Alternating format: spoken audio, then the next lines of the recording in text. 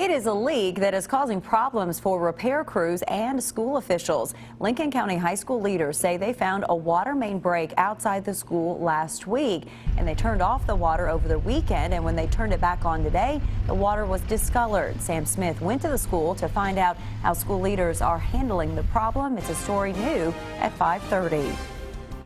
All of the work you see here started on Thursday when the water main leak was spotted. Water was collecting in part of the high school. Water was gushing in at that point. So then I knew it wasn't coming from inside, it had to be coming from outside. PD Roller says crews are still trying to plug the leak today.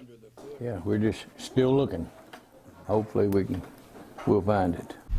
In that process, water lines going into the school were shut off overnight Friday into Saturday, while the building was empty. I'm told when the water was turned back on, it was slightly discolored, so bottled water was brought in for students, faculty, and staff. We provided the students with drinking water and the cooks with cooking water today. Roller says it's a precaution and it's a measure that'll continue. He says there will be drinking water in every room while work continues.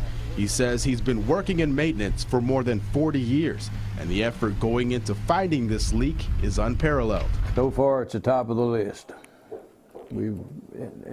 I guess it'll still be the top. I don't know that you can top it. In Lincoln County, Sam Smith, WKYT.